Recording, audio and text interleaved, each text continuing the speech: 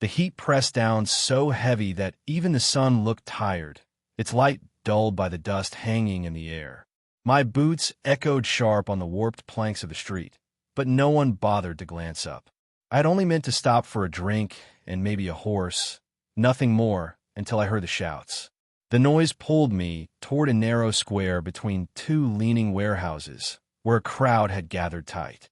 Their voices were an ugly mix of laughter, jeers, and bargaining. At the center, a rough wooden platform stood, and on it, misery itself. 3 men in stained coats held a young woman by a rope knotted cruel around her wrists. Her hair was black and loose, spilling over her shoulders, her skin warm in tone but pale with exhaustion. Even with her breath coming fast, she stood tall. Her eyes moved across the crowd, dark and steady, as if daring anyone to meet them. I was ready to keep walking, to pretend I hadn't seen her. But then I caught it, a mark on her bare shoulder, half hidden by the torn strap of her dress. Black ink, curling into the shape of a bird in flight. My feet stopped on their own. I knew that mark. 5 years back, I'd been left bleeding out in the desert, half dead under a sky with no mercy. The man who found me had that same mark on his hand. He'd hauled me up, given me water, patched me without a word about payment. He belonged to a tribe whose name I couldn't even pronounce, and I had never seen him again. The auctioneer's gavel slammed against the post. Starting at 5, he barked. Laughter rippled through the crowd. "She ain't worth that," someone spat. The woman didn't flinch. I stepped forward before I'd even thought it through. "5," I said, loud enough for all to hear. The auctioneer blinked, shrugged, and slammed the gavel again. Sold. Coins changed hands. The rope was cut, and she was pushed toward me. For the first time, her eyes locked with mine. Something flickered there, surprise, maybe even recognition. I placed a careful hand on her shoulder and steered her off the platform. The crowd murmured behind us, voices like flies. "What's he want with that cursed thing? Fool's bought himself trouble." I ignored them, leading her away from the square and down a quiet side street. When we were far enough from the noise, I stopped and faced her. "You know why I bought you?" I asked softly. She hesitated, then shook her head. "Because 5 years ago," I said, tipping my hat back, "your father saved me. And I figure it's about time I return the favor." Her lips parted. Her voice was rough from thirst, but steady. "You remember him?" "I do. And though I had no idea what kind of trouble I just stepped into, I knew one thing for certain. I hadn't only bought her freedom. I'd bought myself into her fight." We didn't speak much as we walked. The city streets were too full of eyes that watched too long. I led her through back alleys where the smell of dust and smoke lingered, keeping my pace steady so she could follow. She stayed close, but not too close, her gaze darting behind us now and then. I couldn't blame her. People had looked at her like she carried some curse they wanted far away. At the livery, my horse was tied where I'd left him. She stood quietly, her wrists still red where the rope had cut into her skin. "What's your name?" I asked. She paused before answering. "On okay." "I'm Wes," I said. She nodded once. I mounted up, then reached a hand down to her. She stared at it for a heartbeat before taking it and climbing up behind me. We left the city without a word, hooves drumming on the hard dirt. The silence between us wasn't cold, just heavy. When the buildings were far behind and the open land stretched wide, she finally spoke. "You didn't have to do that," she said quietly. "I know." "Then why?" "Because your father saved me once," I told her. "I was shot and left to die. He gave me water, food, and a place to rest." I felt her shift slightly, her hands gripping the saddle tighter. "That was my father," she said. "Tawa." I nodded. She was quiet for a moment, then her voice hardened. "He's dead now." I didn't ask how. "Not yet." We rode on until she spoke again, her tone sharper. "Men came to our village at night. They wanted us to pay, or they'd burn everything. My father refused. They took me and my sisters instead. I fought them, ran, but they caught me the next day. I saw what they did to my father." Her breath hitched, but she didn't stop. "They were going to sell me, like my sisters. I don't know where they took them." I kept my eyes on the trail. "You know who they were?" She nodded. "Outlaws. I know their leader's face. I'll never forget it. There were 10, maybe 12. More back at camp. I spat into the dust. That's a lot of men for 2 people to handle. They took my sisters, she said firmly. I know. She leaned closer, her breath warm on my ear. You're not afraid, are you? A small smile tugged at my mouth. Not yet. We rode until the sky turned purple. By a dry creek bed, we made a small fire. I gave her jerky and water, and she ate in silence. When she finally looked at me across the fire, her voice was steady. I know where they'll take them. There's a canyon west of here. Devil's Cut. That's where they keep what they steal before selling it. Women, horses, anything. How far if we ride hard? I asked. We'd reach it by tomorrow night. Then tomorrow we ride hard, I said. Her lips curled, just a little, as if she almost believed me. As she lay down to sleep, she murmured, My sisters' names are Kiona and Missu. I nodded into the dark. We'll bring them home. We broke camp before the sun came up. The air was still cold, and the stars were fading into pale light. Anoke moved with quiet purpose, her dress tied tighter so she could ride easier, a small feather in her hair trembling in the wind. Neither of us wasted words. The road ahead was long, and we both knew what was at stake. By the time the first streaks of gold touched the horizon, the city was far behind. Dust rose under my horse's hooves as we crossed the flat, empty land. Anoke sat steady behind me, her eyes scanning the horizon like she was reading the land itself. Every so often, she would point something out, faint hoofprints in the dirt, a snapped branch, the ashes of an old campfire. It was clear she had grown up out here. I'd ridden this kind of land before, but compared to her, I felt clumsy.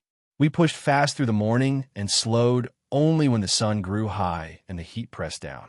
Around noon, we found the first real sign. Deep wagon ruts cut into the ground, fresh enough to still crumble under our touch. Beside them were too many hoofprints to count. Anoke slid off the horse and crouched, her fingers brushing the dirt. They're moving fast, she said, but they're not careful. Too many horses. They're overconfident. I got down beside her. You think they know you escaped? She looked up, her face calm but firm. They know by now. She stood, dusting her hands. We keep moving. If they reach Devil's Cut before us, it'll be harder. More men, stronger ground to defend. I swung back into the saddle and pulled her up behind me. We followed the trail all afternoon. Now and then, we found scraps of cloth caught on bushes or bits of food dropped in the dirt. Signs of men who didn't think anyone could catch them. A hawk circled high above. Anoke looked up at it and muttered something in her language. What was that? I asked. A prayer, she said simply. We pressed on. As dusk came, we reached the top of a ridge and saw it. Devil's Cut. The canyon was a deep scar in the earth, swallowing the last light of the day. Even from here, I could see a thin trail of smoke rising from the bottom. They're here, Anoke said, her eyes narrowing. We hid the horse behind some boulders and took only what we needed, my rifle, her knife, and water. As we crept closer, the sound of voices floated up. Laughter, shouted orders. I peered over the edge. Below, 3 wagons were circled, horses tied nearby. I counted at least 10 men moving about. 2 women sat near the fire, hands bound but still upright. Even from here, I could see they had Anoki's same proud bearing. Kiona, she whispered. Missu. Her voice stayed steady, but her fingers dug into the rock. 2 of us against 12, I murmured. If we go in loud, we won't last long. We wait, she said. We watch. Tonight, we kill them while they sleep if we have to. I almost smiled. You really are your father's daughter. She didn't answer. We settled into place, the campfire below flickering in the growing dark. She ran her thumb along her knife blade, murmuring under her breath. This time, it didn't sound like a prayer. It sounded like a promise. Night settled over the canyon, black and heavy. The only light came from the campfire far below, its glow dancing against the jagged walls. Anoke and I lay flat on a ledge above them, the rock cold under us, the air thick with smoke and the smell of horses. The men laughed around the fire, passing bottles between them. Kiona and Missu sat close to the flames, hands tied, heads bowed. A lone guard stood on the path above the camp. leaning on his rifle, more drunk than watchful. "We wait until they're asleep?" I whispered. Anoke nodded without looking at me, her eyes locked on her sisters. The hours moved slow. One by one, the outlaws lay down, boots still on, pistols at their sides. The fire burned lower until only embers glowed. At last, the canyon was quiet except for the crackle of wood and the snort of a restless horse. I gave her a look. She took a slow breath, and we moved. We slipped down a narrow trail, keeping to the shadows. The canyon walls swallowed the sound of our steps. The guard was sitting against a boulder, his head tilted back, snoring. Anoke didn't hesitate. Her knife slid across his throat in one smooth motion. She caught him before he could fall, lowering him to the ground. We crept into the camp. There were more men than we'd counted earlier. 14, maybe 15, but luck was with us. The sisters were tied near the wagons, far enough from the sleeping men that we could reach them quickly. Kiona's eyes opened the moment we knelt beside her. She saw Anoke and froze, disbelief flashing across her face. Anoke put a finger to her lips and cut the ropes. Misu's sob caught in her throat, but her sister's touch silenced her. We had almost reached the rocks again when a bottle rolled off a wagon and clinked against the stones. One man stirred, his eyes opening. "Hey," he started, but my knife was in his chest before he could finish. I caught him as he fell, but it was too late. Another man woke. Then another. Shouts filled the canyon. "Run!" I barked. We bolted up the trail, the sisters' skirts snagging on rocks. Gunshots cracked through the night, bullets sparking off stone. I shoved Misu ahead of me and fired back, dropping one man before he could raise his weapon. Enoki's knife flashed in the dark as she cut down another. The climb was steep and loose under our boots, but we reached the ridge just as more men poured from the camp below. I pulled the sisters behind a boulder and fired again, the narrow trail forcing the outlaws into single file. The lead man fell, tumbling into the others, buying us seconds. "Go!" I yelled. Anoke hauled her sisters toward the horses. I covered them until my rifle clicked empty, then ran. She was already boosting Misu into the saddle when I swung up onto mine. We rode hard into the desert. Bullets whipped past us, but none struck. The canyon shrank behind us, the shouts fading until only the sound of pounding hooves remained. We didn't slow until the moon was high and the horses were soaked in sweat. When we finally stopped, the sisters slid to the ground and clung to each other, sobbing quietly. Anoke stood a few steps away, staring back at the black line of the canyon. I walked over and stopped beside her. "You kept your promise," I said. Her eyes shone in the moonlight, but her voice stayed steady. "No, we still owe them for my father." I nodded. She was right. This wasn't finished. Dawn broke red over the desert. We'd ridden through the night and stopped only when the horses began to stumble. The sisters huddled together in the thin shade of a rock while Anoke and I kept watch. The horizon was empty for now, but we both knew it wouldn't stay that way. When a faint line of dust appeared in the distance, I was already checking my rifle, counting each cartridge like a prayer. Anoke tied back her hair, her knife flashing in the morning light. "They'll follow the canyon trail," she said. "They think we'll keep running." "We won't," I told her. Her lips pressed into a hard line. "We kill them all." I didn't argue. We mounted and rode south, cutting through a dry wash that led into Devil's Hollow, a narrow cut in the earth that would force riders into a tight line. It was the perfect place to make a stand. By mid-morning, the sun was already baking the rocks. We hid the sisters in a shallow cave above the trail, then got to work. I took a position on a ledge with a clear view of the approach.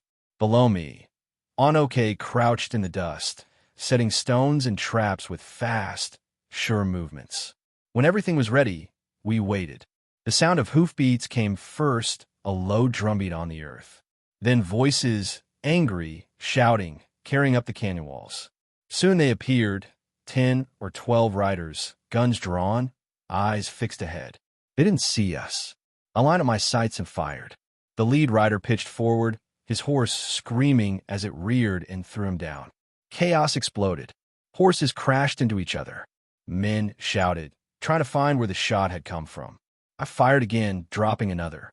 Anoke burst from her hiding spot, cutting down the first man to reach the ground. The rest tried to climb toward me, but the loose rock gave way under their boots. They were trapped. I kept firing, each shot echoing like thunder. One man got close enough to aim at me, but Anoke grabbed him from behind and drove her blade into his ribs. Two broke and ran for the far end of the hollow. I dropped one. The other disappeared into the rocks. Then it was quiet. Dust hung in the air, mixing with the sharp smell of gunpowder. The only sounds left were the nervous snorts of horses and the whistle of wind through the canyon. I climbed down slowly, my rifle still in my hands, my pulse heavy in my ears. Anoke stood in the center of the hollow, hair loose around her face, her breath coming in short bursts.